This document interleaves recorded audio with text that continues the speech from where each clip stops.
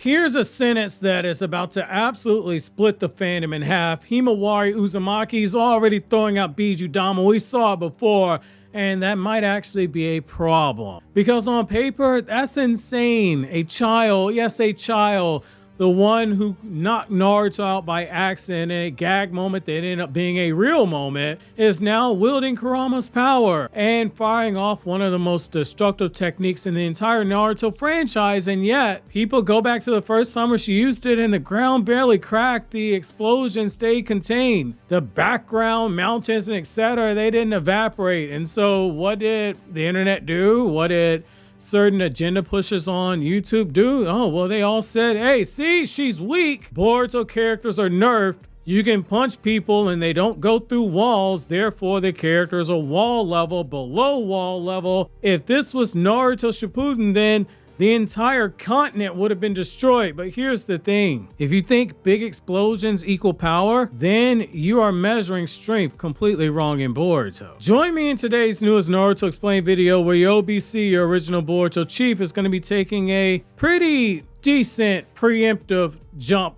deep dive into Himawari shooting off a Bijuu Dama inside the village, because I have a very strong feeling that Bijuu Dama is going to be contained. And once it's contained, there are going to be people that automatically say Himawari is below Vortex Naruto level from Naruto Shippuden, which is absolutely absurd. Which is a quick reminder, the chapter does drop on the 20th this month, so we're on spoiler watch. When the spoilers drop, you will get a video over here on the channel breaking down the spoilers, and then you will get the chapter review 2 days after that if there are full scans. If not, it will be 2 days after the official release. Also, check out my new Jujutsu Kaisen video on my Anime Explained channel, link down below. So obviously, we're going to break down why Himawari's potential is absurdly high, why her use of the Bijuu Dama is both impressive as well as dangerous, and why Boruto fights, all of them, are intentionally designed around the concept of attack potency and not destruction. Because the lack of collateral damage doesn't mean that characters are weaker, but because we have shonen rot brain that runs very rampant in the anime community, it has to be addressed. So Himawari's potential, yeah, I think we all can agree it's not normal. And even if you don't agree that it's not normal, the fact of the matter is that the manga has told you it's not normal. Himawari is not just framed as Naruto but smaller. She's framed as something quite literally different. Kurama tells us. He quite literally tells us that she is not to be considered a Jinchuriki. He says that she has a higher affinity for his chakra than any previous Jinchuriki. That means she has a higher affinity for his chakra than even Naruto. He flat out says that Himawari is something different than a Jinchuriki. She's closer to a Bijuu itself. That matters. Someone like Naruto, as we all know, he didn't start out a master with Kurama's chakra. He had to learn to use it over time. Himawari, she's basically synced up with it, and it's almost been immediate. Her chakra flow is a lot smoother than Naruto's was at her age. Think about 13-year-old Naruto. Now think about everything you've seen 13-year-old Himawari do. It's night and day. Her emotional state's also more stable. Kurama isn't suppressed. He isn't gaslighting. He isn't coerced. He's actively training her. They're in perfect sync together. That alone is a massive red flag in terms of potential, because Naruto got where he did through years of training, through rage, trial and error, and multiple near-death experiences. Himawari, she's picking up through instinct and just through sheer compatibility, and that's terrifying. That Bijuu Dama moment with Jura, it was impressive, but it's also complicated. When Himawari is about to use a Bijuu Dama against Mamushi, visually, we see the chakra gathering, we see those pressure spikes, and chances are we're going to see that there's a blast, and we're going to see an explosion. It's going to stay contained. The ground's probably going to have some cracks or no cracks at all. We're going to see a detonation. We're going to see that the environment doesn't get erased. And immediately, there are going to be people, you can clip this out, there will be people that jump into the wrong conclusion. Here's what's actually likely about to happen. That Bijuu Dama's probably going to be a contained explosion. When we had her first use her Bijuu Dama using Kurama's power, it was a high-level technique against Jura. It was executed. There was some restraint there. That alone was impressive, but there's a wrinkle. That blast had occurred in midair, and Jura was in complete control of the battlefield. There's a stronger argument that can be made because she was firing it off, and Jura shot off a smaller Bijuu Dama than her, one that was more compressed. And given how much stronger Jura is than her, it can kind of be argued that he probably is more the one responsible for everything being contained. And there's a real argument to be made for that. But just given Jura's playful manner throughout that entire fight, she was basically in a situation where Himawari was operating in a fight where the AoE was being actively suppressed. And that distinction, it is everything. But to understand this, I want to go briefly in detail on something. This will be something that I'll touch on later for a bigger video for Boruto fights versus Naruto fights, because I do think the community needs that. But I'm going to keep this brief and explain the difference between AP, DC, and AoE, because this should reframe how you view Boruto fights. You hear all this stuff about Boruto fights, they feel out of place and that the scaling doesn't make sense, and people will reach back to looking for some of these things that they saw from Naruto. But here are the 3 core concepts to look at. AP, attack potency. That's how hard an attack hits the target. DC, destructive capacity. How much damage in the environment gets destroyed. AoE, area of effect. How wide the damage spreads. But there's a golden rule that you have to look at. Attack potency does not equal destructive capacity. Destructive capacity does not equal area of effect. A character can hit with god tier force while causing minimal environmental damage. That's not a contradiction, that is control. I will use Dragon Ball as an example because Kishimoto borrows very heavily from it. When a Super Saiyan Goku fires off a ki blast and it strikes the ground and the planet doesn't blow up, that ki blast is not suddenly below planetary level. In Dragon Ball, you need a power level of 10,000 to blow up a planet. Goku's power level on Namek was 150 million. Yet Namek didn't blow up when he fired off a ki blast. That is why. It's about control. Let's use a Naruto example. If Hokage Naruto punches a wall and the wall doesn't explode, that doesn't make Naruto below wall level. It means that he focused the force. He didn't let the energy disperse, and he wasn't trying to demolish the entire building. Big explosions are not proof of power. They're proof of poor containment. That is why Boruto fights do look different. That is why anyone that is trying to tell you Damon punched Code through the air and Code slammed against the wall, but the wall didn't break, therefore Damon is weaker than Might Guy. With all due respect to anybody making that point, they're a fucking idiot. Boruto era fights, they are designed around high AP, low AE, and contain DC. Why? Because these characters, they are faster, they are stronger, they are more skilled, they are more precise. And in some cases, like in this chapter, they're fighting in populated areas. A Bijuu Dama that can vaporize a mountain, that is impressive. A Bijuu Dama that can do damage to the enemy without destroying the battlefield, that is mastery. That is why Boruto, using a super giant Rasengan that is amped up by the Koma seal using Momoshiki's full chakra, and Boruto doesn't damage the ground itself, only Mamushi's clones, and does no damage to the surrounding area. Yes, that is really fucking impressive. That is extremely impressive. That speaks volumes to Boruto's skill level. That is why I'm going to be very curious to see what Himawari's Bijuu Dama does. Does Kishimoto have her fired and Mamushi's on the ground? Is he in the air? If he's in the air, how high up in the air is he? Because the higher up in the air that he is, the less that she's going to have to contain. The closer to the ground that he is when she shoots that Bijuu Dama and hits him, she's going to have to show a lot of skill to contain it. Otherwise, there may be some damage done to the surrounding buildings. That's going to be a really big deal. And I do want to kind of further focus in on that. Just because Himawari can use a Bijuu Dama doesn't mean that she should be shooting it off just yet. Because a Bijuu Dama is not just raw power, it's extreme chakra compression. It is massive internal pressure of black and white. That is a catastrophic consequence if the control slips, or even if you just get fully reckless. Look at how Naruto needed Killer Bee's guidance when attempting to learn it. Look what happened when Obito was controlling the Jinchuriki and they fired it off and Naruto went into KCM2 and he was able to swell back all those Bijuu Damas, flick them across the continent, and they end up destroying multiple chunks of areas. It should be worth noting, yeah, Himawari is learning faster, and that's a good thing.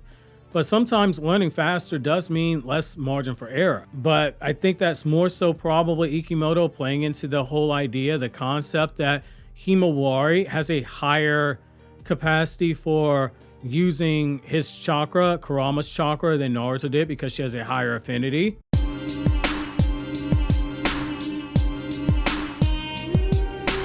But it does kind of make me pause a bit. One emotional spike, one miscalculation, one lapse in control, and suddenly the AoE expands, the DC skyrockets, and the battlefield itself with all those people in it becomes a liability.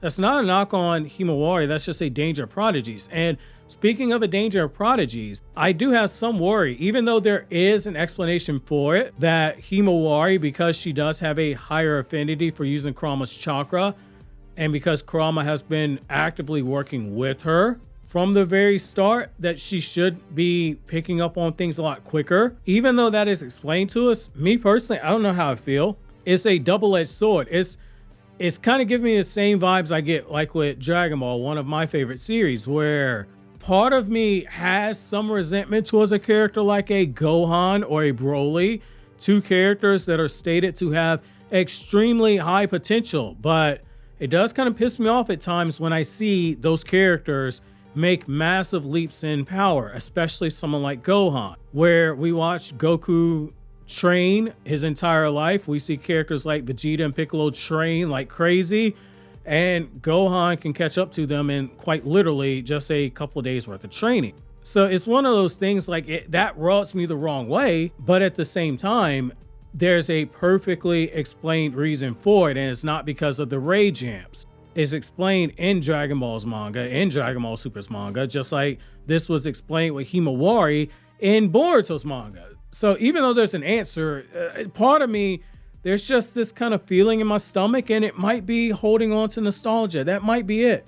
Like, it's why I will say Stuck in Shippuden. It's why you'll have people that will say this bullshit that I bored to agenda push. It's not that I bored to agenda push. It's just that I can accept that my favorite characters from Naruto have been surpassed, and that the story laid the groundwork very early on. These are characters with extremely high floors that for the first time in their lives, they're being pushed to seek out power for things other than going through simple training games with their parents. The fact that their floors were much higher than their parents, yes, they're going to progress at a much higher rate in order to meet the higher stakes. That's one of the problems of power cliffing, but I'm not going to bitch about it. I'm going to look at the lore and accept it for what it is. But at the same time, I understand how uncomfortable that makes some people feel. I went through that with Dragon Ball. I actually am one of the few people, yes, I had to start with the Z dub because that's what I was first introduced to because of how everything rolled out. But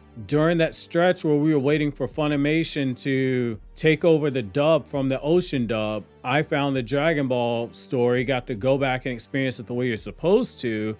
And I started feeling some kind of way watching Gohan and later on Goten and Trunks get these levels of power very quickly. So I've been through it before, and I went through it with Boruto for a time. I was very resentful. If you've been around the channel long enough, you know my Boruto story.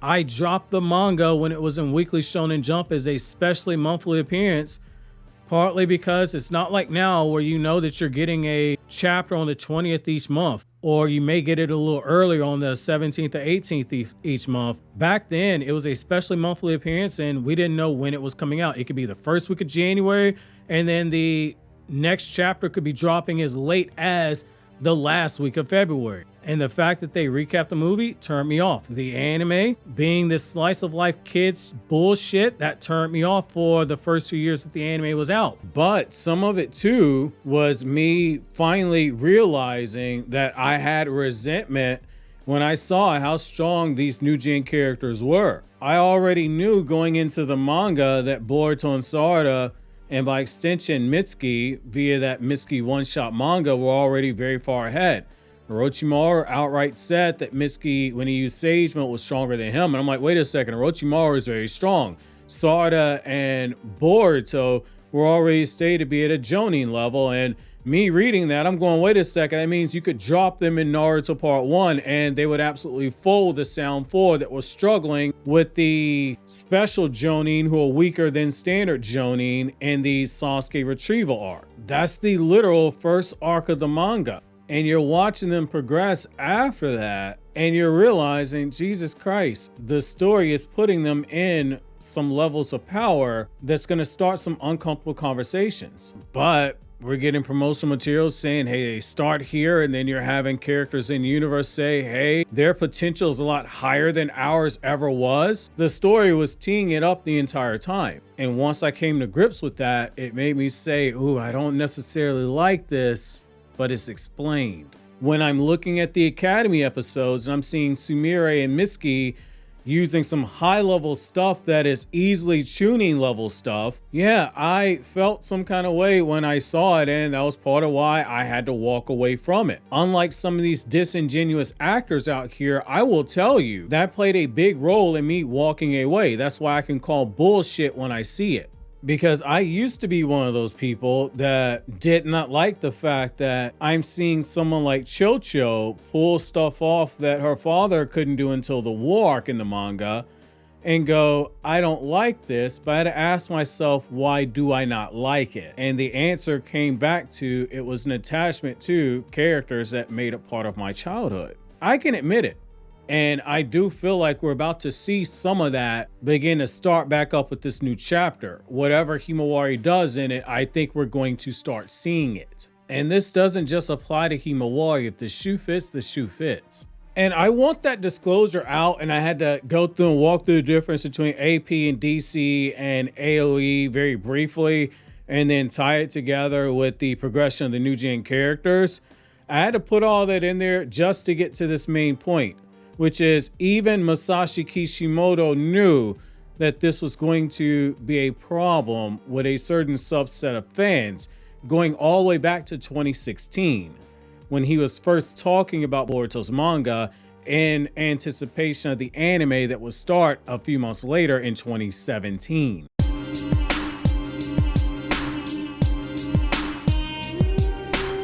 The sad thing is that this didn't get reported on enough, but basically back in 2016, right before Boruto's anime would begin in 2017, Masashi Kishimoto openly expressed a worry about Boruto as a series. To paraphrase what he said, which is damn near a verbatim quote, but basically to paraphrase, he's saying that with Naruto and Sasuke becoming stronger, the villains being stronger, the battles getting bigger and bigger, and still having to find a way to have the kids fight, the scale of the fights were going to feel smaller, but he didn't want it to feel lacking either. So the focus had to be on expressing power differently. Add that with Ikimoto saying that he preferred the fights that we saw in Naruto Part 1, which are more taijutsu heavy, compared to the fights in Naruto Part 2. Him saying that he takes a lot of guidance from how Akira Toriyama expressed power in Dragon Ball's manga, which again, Dragon Ball's manga, how it displays power is a little bit different than what you see in the anime. A lot of the DC that you see in the anime was not in the manga. The manga is very hand-to-hand heavy. There are explosions and etc., but there's a lot of hand-to-hand stuff in there. But what we saw here in Boruto was that instead of bigger explosions and larger craters and constant environmental devastation, Boruto, it emphasizes precision and technique and tactical application of overwhelming power. That was the solution that duo Kishimoto and Ikimoto arrived at. That is why, again, Ikimoto is saying, hey, I'm going to look at Dragon Ball for a better guidance to try to accomplish this. That's what makes that smart. For the problems I have with it, I understand why he did it. These are not weaker characters. They're just smarter fights. That is why you can have something where you see Delta scaling to Naruto and Taijutsu, but below Naruto in overall AP. That was a classic Dragon Ball fight reimagined in the Naruto universe. But part of the problem is that we still have fans who measure stuff in the way of, did it destroy a mountain? If yes, then the character's strong. If no, then the character's weak. That logic breaks instantly because by that metric, characters trading planet level blows in controlled spaces are somehow weaker than Madara flexing on terrain. That's nonsense. Madara destroying a mountain range was not proof that he was stronger. It was proof that he didn't care, that he was showing off what he could do with that perfect Susanoo. The collateral damage was the point. Just because you don't see Boruto destroy a mountain range does not mean that Boruto's weaker than Madara. These characters are fighting with higher AP, but everything else is contained. And that kind of makes me circle back to Himawari. Himawari Uzumaki is not weak. She's not nerfed. She's not underwhelming. You could argue she might advance too fast. Her affinity with Kurama means that she's growing faster and she's got better control and higher ceilings. And again, you may be like me and that may make you feel a little uneasy, but again, there's an explanation for it. It doesn't make me feel any less uneasy, but I can already see there being a huge argument. They're like, oh, Himawari is below village level. And I just want to kind of throw this out there now before all that nonsense gets spread out. If you found this video informative, hit the like button. It helps more than you realize. And make sure to share this video. Big time appreciate you. In the meantime, click here on the left to check out the Boruto sneak peek video, or click here on the right to check out my all 14 domain expansions in Jujutsu Kaisen video. Strongly recommend checking that one out if you're a fan of Jujutsu Kaisen. We just dropped that on Anime Explained today.